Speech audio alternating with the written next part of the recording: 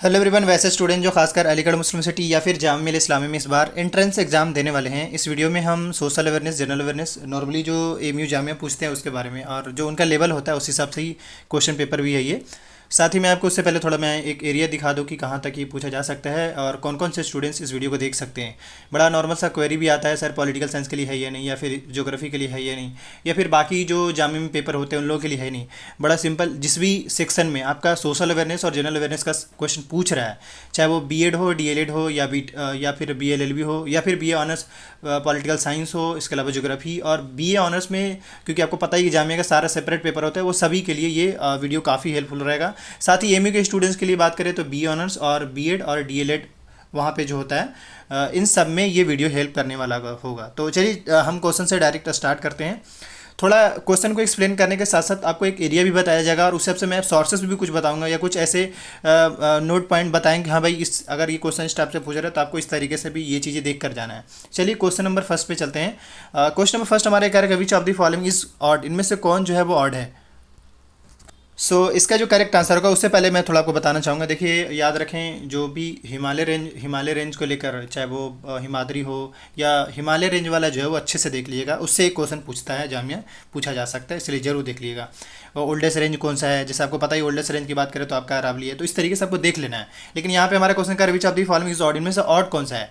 अगर आप इसको नोटिस करेंगे इसमें सही से, तो ये जो सह्याद्री रेंज जो है ये आपका वेस्टर्न घाट में आता है और ये वेस्टर्न घाट का साथ साथ ये प्लेटू वाला पार्ट है, मतलब ये प्लेटू के नाम से जाना जाता है। लेकिन बाकी ये जो तीन है, ये तीनों जो है आपका माउंटेन रेंज में से है, जो कि अरावली की बात करें तो ये बिल्कुल टॉप मोस्ट पे, सॉरी पीरपांजल जो टॉप पे है, देन अरावली है एंड देन जस्कार रेंज है। तो उस हिसाब से देखा जाए तो इन दोनों में, मतलब इन चारों के हिसाब से, तो ये जो तीन है वो आपका माउंटेन रेंज है और ये जो है आपका प्लेटू रेंज है, इसीलिए ये आपका ऑड होगा। क्लियर है। नेक्स्ट क्वेश्चन पे आते हैं। अगला क्वेश्चन यहाँ पे कह रहा है कि which of the following nearest planets to the sun, मतलब सन के नियरेस्ट में कौन है वो आपको बताना है। इसका जो करेक्ट आंसर होगा यहाँ पे, दैट इज, हालांकि मैंने इससे कल क्वेश्चन कराया भी था, अगेन मैं रिमाइंड कर दूँ, मरकरी होगा। और साथ ही प्लैनेट को लेकर morning star, evening star, earth twin, ये सारा जरूर देख लीजिएगा आप। अब आते हैं नेक्स्ट क्वेश्चन पे।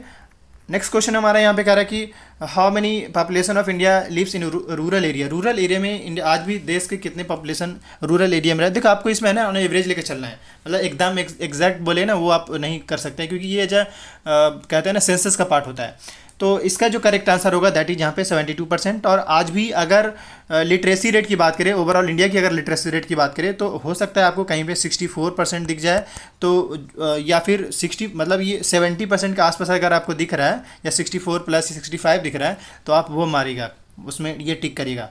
लिटरेसी रेट की बात करें तो देश का। अब आते हैं नेक्स्ट क्वेश्चन पे। अगला क्वेश्चन यहाँ पे कह रहा है कि which of the following is an output device, इनमें से आउटपुट डिवाइस कौन सा है।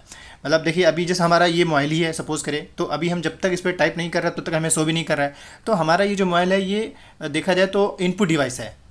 इस तरीके से अगर हम इसमें बात करें, यानी 183, इसका जो करेक्ट आंसर होगा दैट इज प्लॉटर जो है आपका आउटपुट डिवाइस है। बाकी माउस हो गया, टच स्क्रीन हो गया, स्कैनर, ये सभी इनपुट डिवाइस में से है। क्लियर है। अब आते हैं नेक्स्ट क्वेश्चन पे।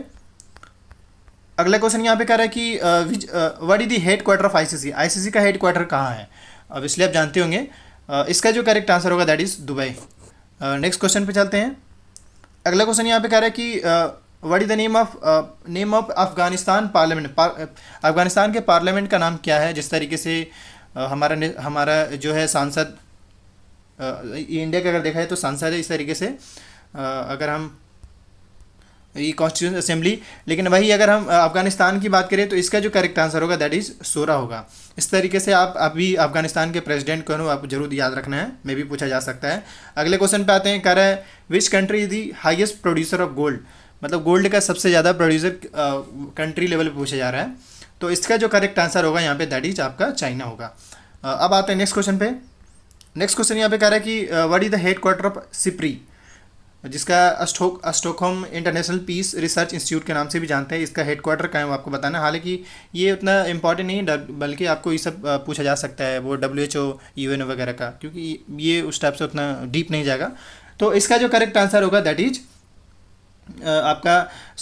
ये आपका स्टॉकहोम होगा, स्टॉकहोम ही में ही है। और ये कहेंगे सर ये किस चीज़ का ऑर्गेनाइजेशन है, तो ये बेसिकली है ना, मतलब किस कंट्री में कितने हथियार सप्लाई हो रहे हैं उसको मॉनिटर करता है ये।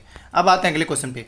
अगला नेक्स्ट क्वेश्चन यहाँ पे कह रहा है कि Wheeler island is known as, Wheeler island जो है किस नाम से जाने जाते हैं। इसका जो करेक्ट आंसर होगा यहाँ पे दैट इज अब अब्दुल कलाम आज़ाद के नाम से, जो कि ये उड़ीसा में है, व्हीलर आइलैंड के नाम से है। अब आते हैं नेक्स्ट क्वेश्चन पे। नेक्स्ट क्वेश्चन कह रहा है कि in which year ISRO was establish, ISRO का इस्टेब्लिशमेंट कब हुआ था, या फिर इसरो का भी चीफ कौन है, ये आपसे पूछा जा सकता है।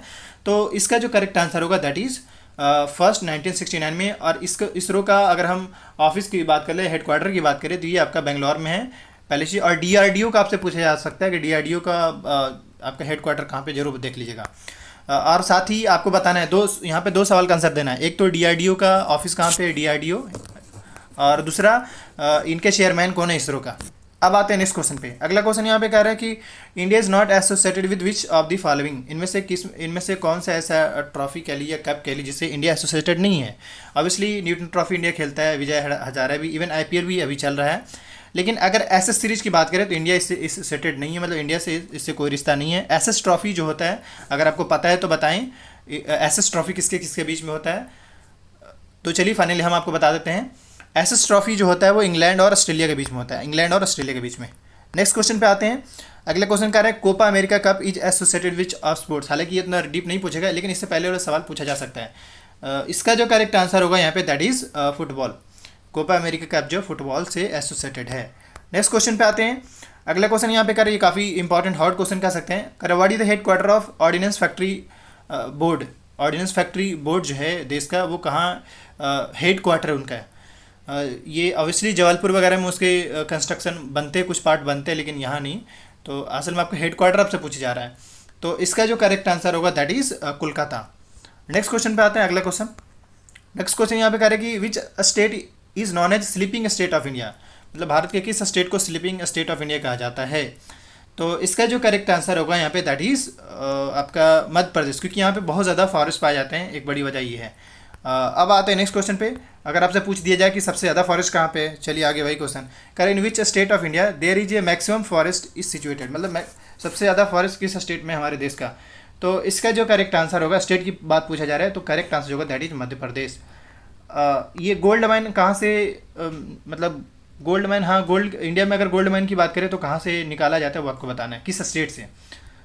अगला क्वेश्चन कह रहा है what is the shortcut key to open run prompt. Run prompt shortcut key पूछ रहा है, कंप्यूटर का ये क्वेश्चन है। तो इसका जो करेक्ट आंसर होगा that is Windows plus R. Next question पे आते हैं। अगला क्वेश्चन यहाँ पे कह रहे हैं कि which of the following is glass is kitchen pots.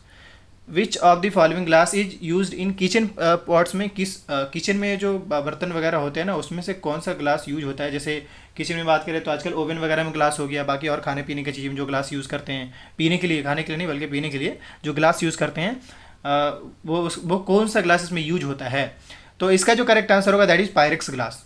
Flint glass जो होता है वो हम लोग नॉर्मली मोबाइल का जो कैमरा होता है वो जो ग्लास होता है वो उसमें फ्लिंट ग्लास यूज होता है। क्रूक ग्लास की बात करें तो उसमें जो है जो हम लोग चश्मा यूज़ करते हैं नॉर्मली अपना, उसमें क्रूक ग्लास होता है। सोडा ग्लास की बात करें तो जो टेस्ट ट्यूब होता है, जो हम लोग लैब में जाते हैं, लैब में जो टेस्ट ट्यूब वगैरह जो ग्लास पतला पतला होता है ना, या जो भी कोन टाइप का, वो वहाँ पे जो वो ग्लास होता है वो सोडा ग्लास के नाम से जाना जाता है। नेक्स्ट क्वेश्चन पे आते हैं। अगला क्वेश्चन यहाँ पे कह रहा है कि which is the highest silk producing state in India, मतलब सबसे ज़्यादा सिल्क प्रोड्यूस करने वाला कौन सा स्टेट है भारत के। तो 197 का करेक्ट आंसर होगा यहाँ पे that is Karnataka. Next question पे आते हैं। ये आपसे पूछा जा सकता है कि उड़ीसा के सीएम का नाम कौन है और इसका सीएम यानी वेस्ट बंगाल का, आप आंसर कर देंगे। अगला क्वेश्चन पे आ रहे हैं। नेक्स्ट क्वेश्चन यहाँ पे कह रहे हैं कि which Indian cricket had become to score century in test format. हालांकि फर्स्ट होगा, मतलब फर्स्ट इंडियन आपको बताना है जिन्होंने टेस्ट क्रिकेट में सेंचुरी स्कोर किए हैं। तो इसका जो करेक्ट आंसर होगा दैट इज आपका लाला अमरनाथ, डी यानी फोर्थ ऑप्शन जो होगा करेक्ट आंसर का। अगले क्वेश्चन पे कह रहे हैं यहाँ पे government of India has launch how much amount for कोविड-19। हालांकि ये सवाल नहीं पूछा जाएगा, बट फिर भी आपके सवाल आ चुके हैं तो थोड़ा बहुत, मतलब ये बिल्कुल नहीं पूछा जाएगा, मैं क्लियर करना चाहूँगा यहाँ पे। लेकिन इसका जो करेक्ट आंसर होगा दैट इज 15 करोड़, बल्कि ये मत डाल दीजिएगा, ऑप्शन 4 जो है वो करेक्ट है। अब आते हैं लास्ट क्वेश्चन पे। कह रहे G7 nation was establish in which year. देखिए एक तो बिम्स्टेक हो गया, सार्क हो गया, ये एशियन हो कंट्रीज़ हो गया, इन सब का हेडक्वार्टर जरूर देख लीजिएगा। तो इसका जो करेक्ट आंसर होगा दैट इज 1975। इनका बेसिकली मोटो ये है G7 नेशन का, इसमें जो भी हाईली मतलब जिनका इकोनॉमी बहुत अच्छा है वो सब मिलके ट्रेड करते हैं, वर्ल्ड लेवल पे ट्रेड चलता है, जिसमें यूके हो गया, फ्रांस हो गया, जर्मनी हो गया, ये और इसके अलावा जापान हो गया, इसके अलावा बात करें तो ऑस्ट्रेलिया है हो गया, और यूके यूएसए, सात कंट्री है इसमें जो मैंने आपको बताया। बाकी आज ये अभी हम देखा जाए तो वन वन से लेके 200 MCQ मैंने लगा रखा है, मतलब सोल्व करा दिया है। आप उसको अच्छे से देखिए, एनालिसिस करिए। बाकी तो ऐसे सीरीज चलते रहेंगे। मैं फिर से कहना चाहूँगा, वीडियो को नोट मत किया करिए, बल्कि उसको एक बार देखिए, फिर दोबारा किसी और दिन देख लीजिए, और उसको 2x स्पीड पे देख लीजिए। उससे क्या होगा कि आपका टाइम का भी बचत होगा और आपका रिवीजन भी हो जाएगा। बाकी आने वाले जो भी अपडेट आता है उसको लेकर अपडेटेड रहने के लिए चैनल को सब्सक्राइब कर लिया, और वीडियो थोड़ा अपने दोस्तों के साथ भी शेयर कर सकते हैं। वीडियो अच्छा लगा हो तो लाइक करिएगा। Thank you.